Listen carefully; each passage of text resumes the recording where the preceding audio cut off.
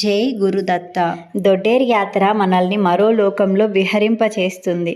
మనకు కొత్త ప్రపంచాన్ని చూపిస్తుంది. ఆధ్యాత్మిక తన్మయత్వపు అంచుల్లోకి తీసుకెళుతుంది. ప్రేమ, ఆత్మీయత, అనురాగము, కరుణ, దయ ఇలా ఎన్నో అనుభూతుల్ని పంచిపెడుతుంది. శ్రీరాముని సమ్మోహనకర రూపం చూసి మగవాళ్ళైన ఋషులే మోహం చెందేవారు. అప్పుడు శ్రీరామచంద్రమూర్తి వారికి వాళ్ళ తపోఫలంగా అడిగిన వరం ప్రకారం మరో జన్మలో గోపికలుగా పుట్టించారు.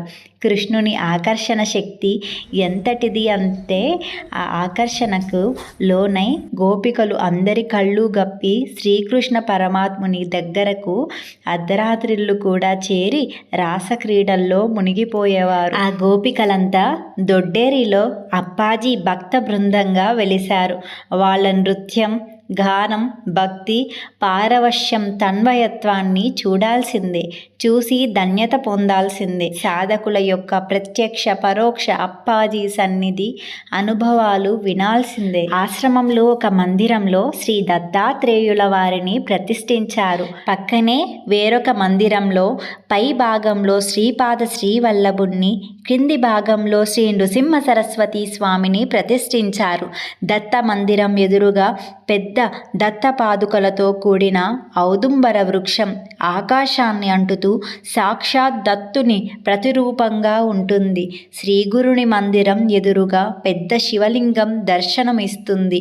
అప్పాజీ నివసించే గది, భక్తులకై ఉన్న గదులు, ఆశ్రమవాసుల గదులు, వంటశాల, ప్రసాద వితరణ హాలు, అన్నదానపు విశాల ప్రాంగణం మొదలైనవి విశాల వాతావరణంలో ఉంటాయి. అప్పాజీ ఆశ్రమంలోనే ఉంటారు. ఆశ్రమం పేరు శ్రీ గురు కన్నేశ్వర దత్తావధూత ఆశ్రమము. పక్కనే శ్రీ కన్నేశ్వరుని గుడి ఉంది. దాని పేరు శ్రీ గురు కన్నేశ్వర దేవస్థానము. ఇది చాలా శక్తివంతమైన క్షేత్రము, సిద్ధక్షేత్రము, సాక్షాత్ పరమశివుని అత్యంత ప్రీతికరమైన తపోభూమి.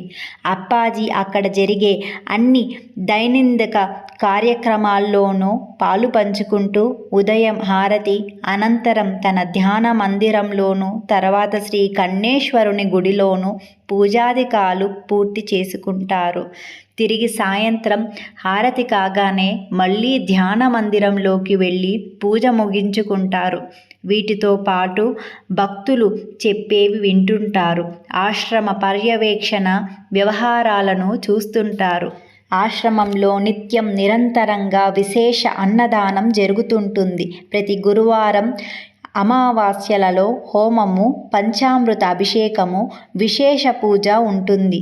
ప్రత్యేకించి శివరాత్రి, గురు పౌర్ణిమ, శ్రీ దత్త జయంతి, శ్రీపాద జయంతి, కార్తీక మాసము, 2వ సోమవారము, ముఖ్య పండుగలు వంటి రోజులలో పల్లకీ సేవ